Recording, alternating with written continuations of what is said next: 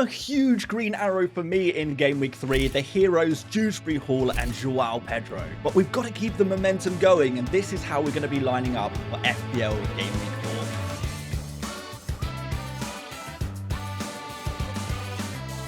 So first of all, a look at my Game Week 3 scores, 74 points, absolutely enormous, and that is despite leaving a 10-pointer from El Hadj Doof on the bench. Disappointing stuff, but hey, I'm not complaining. So really impressed by the likes of Sanchez, Richards, Dewsbury Hall, Sarr, despite his injury, Joao Pedro, and even Bruno Fernandes. His captaincy penalty gave me the luck that I needed in Game Week 3 after some more difficult luck in Game Week 2. But it has to be said, guys, it is a 4.5 million place green arrow. I've overtaken almost half of the game's player base in the space of 1 week. And I don't say that to brag, guys. I say that to kind of convince you guys that even if you're not doing super well so far this season, like, you have still got a huge chance. It only takes 1 game week to completely turn your season around. And, you know, last week, you know, it happened to me. I got a bit lucky, fair enough. But next week, you could be the guy who's got the luck. You could be the person taking in all of the points where other people are going to be left in your dust. So,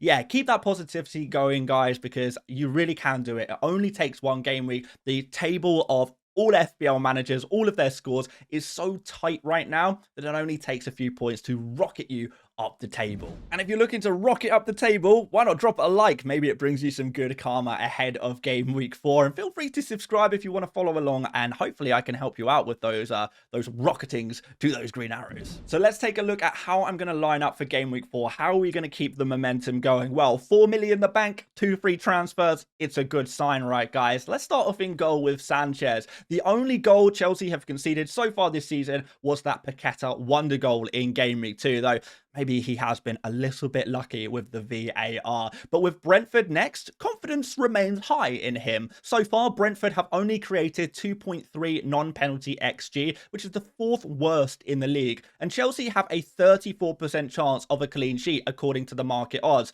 I would maybe even push those odds higher. That's pretty nice. In defense, we've got Pedro Porro. I've been a little disappointed in Pedro Porro's attacking threat for this season. I did expect a little bit more, I can't lie. And if the Bournemouth game in Game Week 3 taught us anything, it's that maybe we overrated the Spurs defense just a little bit. I can't see Porro being in my squad for the long term, but whilst the fixtures remain strong, there's not really a particular need to sell him, I think, guys. And I would apply really the same rationale to all of the Spurs defenders right now. There's no real need to sell them. They're fine to keep. The fixtures are still good, you know. Why not roll with them? One more note on Porro, by the way, guys. You may have noticed he got some surprise defensive contribution points after the game ended in Game Week 3. Well, the FPL app and website, they're notoriously slow for updating. They don't give you that live data that you sometimes want in this impatient world of FPL. But FOTMob, on the other hand, gives you those live updates, not just on scores, but now for Fantasy Premier League relevant data, such as expected goals, shots, even defensive contributions now, which is absolutely awesome.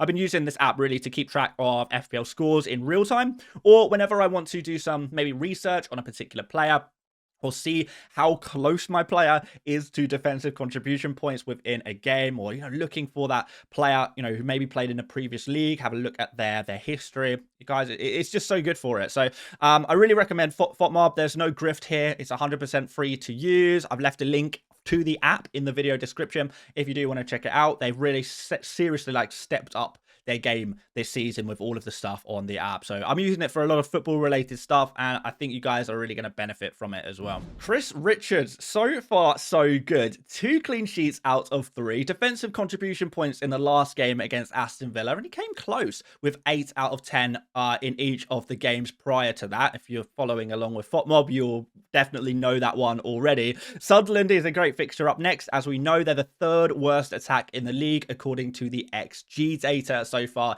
and bookmakers actually give Crystal Palace a 43% chance of a clean sheet this game week. Only Arsenal at 44% chance have better clean sheet odds. So another 8-pointer, perhaps clean sheet, defensive contribution points. Hey, you never know. Richards is good for the occasional goal as well. That would be pretty nice. But Juve is the player who does not fill me with as much joy. Despite a clean sheet last week, I'm not going to kid myself into thinking West Ham are a good defense. Maybe they're not as bad as the first 2 games suggested. 2.73 XG conceded against Chelsea in game week 2 was very high, but only 0.68 conceded in game week 1 against Sunderland, 0.73 conceded in game week 3 against Forest. The problem is, Spurs are more of a Chelsea than they are a Sunderland or a Forest, I suppose. So, sure, there's always a chance of an unexpected clean sheet, but it's not super likely here. An attacking return, that's more possible. We know what Guiu provides in attack. A real outside chance of defensive contribution points as well. Last week, West Ham played with a 4 at the back formation, and Guiu was only 1 defensive contribution point away from, well, 1 defensive contribution away from getting the 2 points. He got 9. So maybe a switch in formation is going to improve him in that regard, but would it also damage him in terms of attacking? Maybe. So in conclusion, am I optimistic about Guiu this game week? No, I am absolutely not. Lots of people will have better defenders this week and will probably outscore me in this position. If you've got like an Anderson, for example, yeah, kudos to you. Not Mohamed Kudus.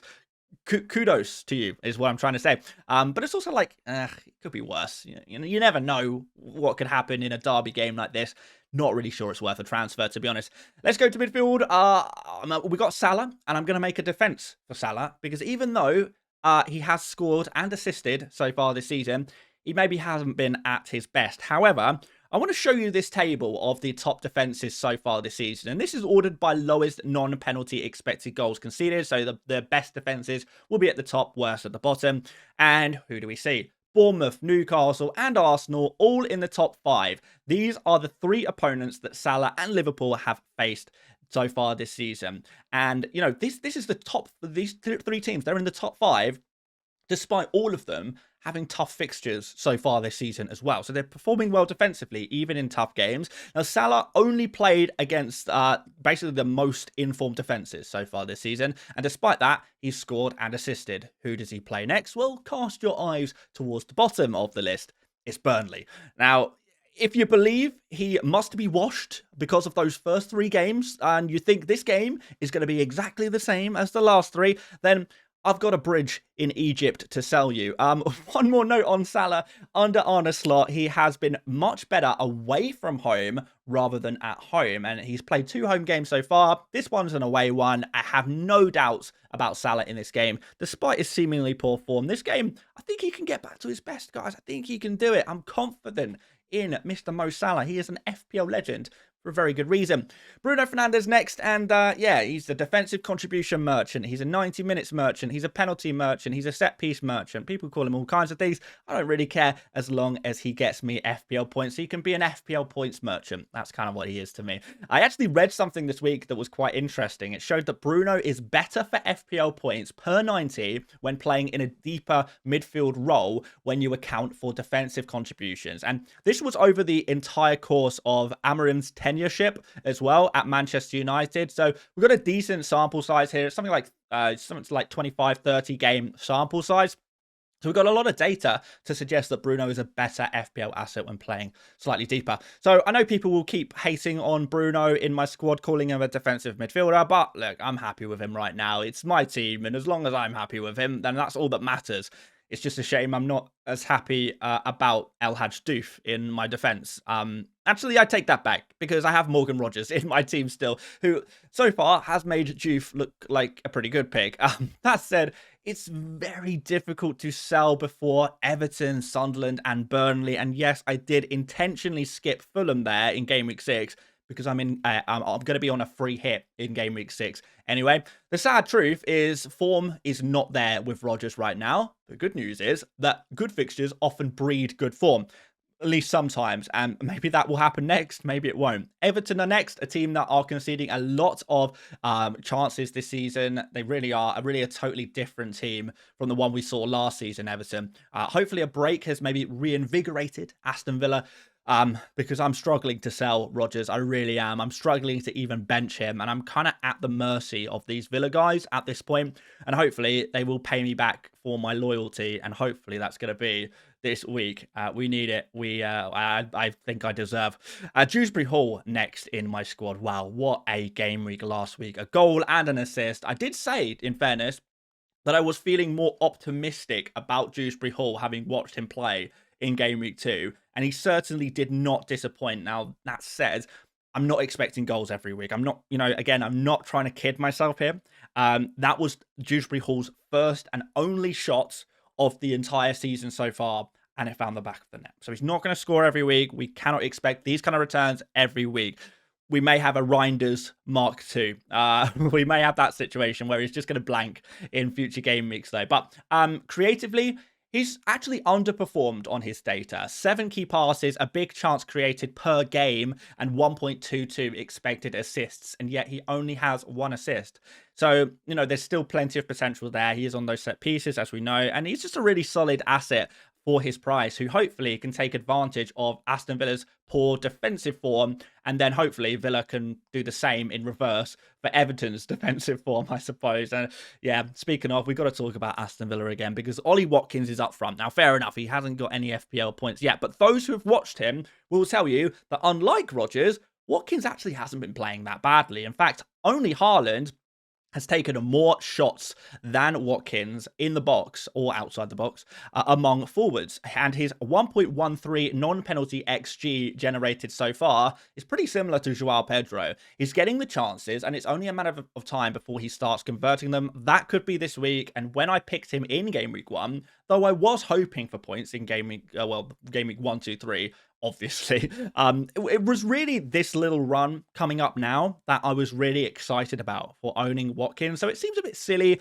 to even think about selling now, given that this is the moment I was kind of waiting for him. I guess I feel like that guy, that meme where there's the guy who is, digging for diamonds, and he's kind of got to this rock, and we can see as the outsiders looking at the meme that he is just about to hit those diamonds with his pickaxe, but he gives up and goes home. And that's what Watkins sellers are to me. Us Watkins holders, however, we are ready to collect our diamonds, hopefully, this week.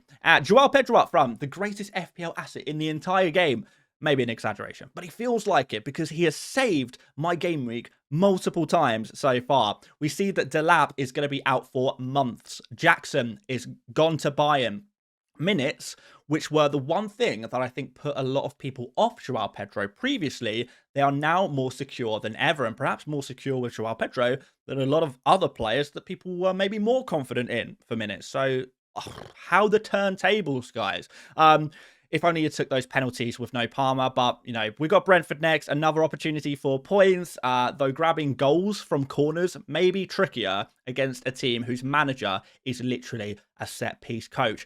And we've got Mark Guiu in my starting 11 as well. What is this guy doing here? Well, Ismaila Sarr, who I bought last week, he's out for multiple weeks, it would seem. I have Murillo, who plays against Arsenal. I have Esteve, who plays against Liverpool. So my bench options are pretty limited. Thankfully, that's what transfers are for. And by the end of this video, the 4.4 million price dropping loan returnee troll will be yeeted from my FPL team. You're just going to have to wait and find out who is the replacement. Let's go to the bench, guys. Dubravka, not going to play him against Liverpool. No need for discussion there.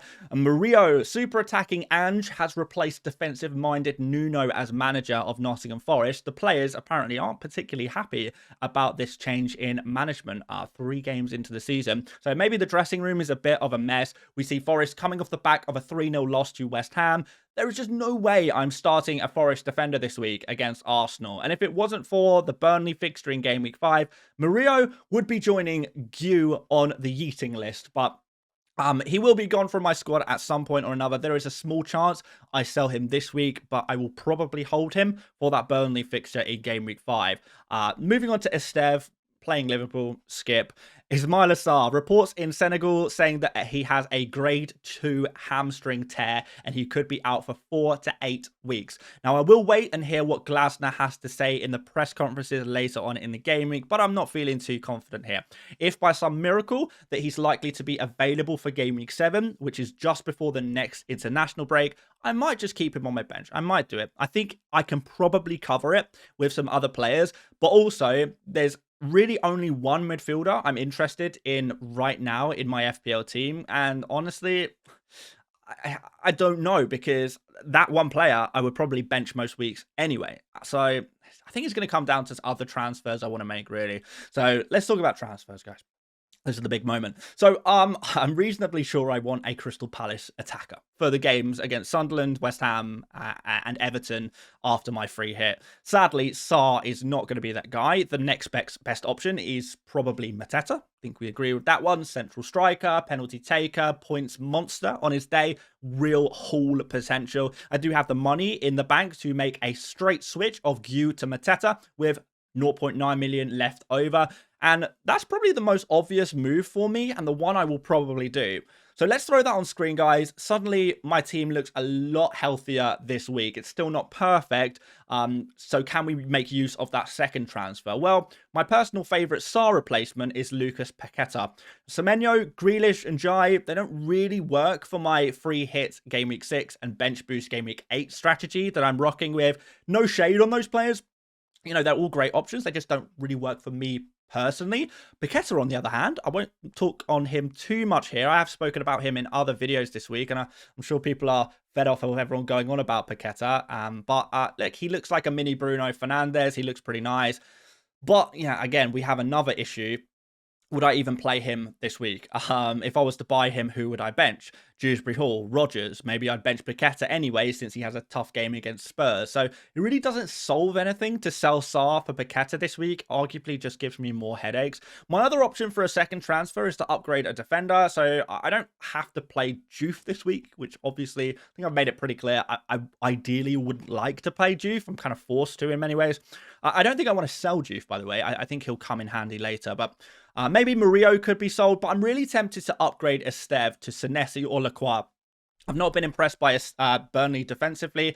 Esteve not looked particularly amazing for defensive contributions either to kind of make up for that. And, you know, I'm going to be bench boosting at some point. Am I confident in Esteve against Leeds in Game Week 8 for a bench boost, as well as Dubravka against Leeds? I'm not totally convinced. I can't do the Lacroix move, by the way. I'm thinking of Senesi or Lacroix. I don't know if I can do the Lacroix move because if I do buy Mateta, because of budget and because of Triple Palace with Sarr on my bench, it is just not possible. But if I did Sarr to Paqueta, maybe kept Guiu, benched Guiu, and upgraded Esteve to Lacroix, that would work. Or I could do the Mateta move and bring in Senesi. So both kind of work for what I want. I do think I prefer Lacroix to Senesi for my strategy, but both of those options do kind of work. So, yeah, as you can see, guys, I'm in a bit of a pickle right now. And when you don't know what to do, sometimes it is best to do nothing. Keep it simple. Guiu to Mateta, roll the second transfer, regardless of, you know, that Juve situation. It's kind of minor. It's a, you know, my last defender, really. Are we really going to rip up our teams just for the final defender in my starting 11? Probably not. And then we can kind of reassess ahead of Game Week 5 with more information, maybe more ideas, more ability to make creative transfers with 2 free transfers in the bank. So yeah, the team in front of you is not perfect, but I think it's fine. The captain for me, by the way, guys, is going to be Mo Salah. If you watched the 100 experts video from yesterday, then you already know all about why Salah is going to be my captain and why, you know, I'm not really doubting this decision at all. We did speak about Salah, of course, in this video. I sounded confident because I am. Vice captain is going to be on Joao Pedro, I suppose, against Brentford. Not really sure who else I would vice captain in a game week like this. Now I have no Palmer in my team, no second premium player, I guess. So yeah, this is what the team is looking like. But wait, there's more. So yeah, I thought we'd check out Fantasy Football Hub and their My Team tool to see if it can give me any advice. As you guys know, I am in a bit of a pickle for transfers this week, and you know, I always like to get a second opinion from the kind of the algorithm, the data, all of that kind of stuff. So yeah, of course, Fantasy Football Hub continues to be a useful tool to, you know, maybe giving you a helping hand when you need it, such as game weeks like this. Definitely do recommend it if you want to check out and get the 50% off deal plus your money back if you don't win your mini league. You can use the link in the description to claim that deal immediately, and you will get access to this tool. I'm going to show you how I'm going to be using it this game week, just as an example. So I've loaded in my team, of course. All you need to do is to import your team is just type in your team name and it will find your team for you. And then what we're going to do is we are going to set our chip strategy. So I already did this earlier. Here's one I prepared earlier. So I set here that I wanted to play my bench boost in game week 8.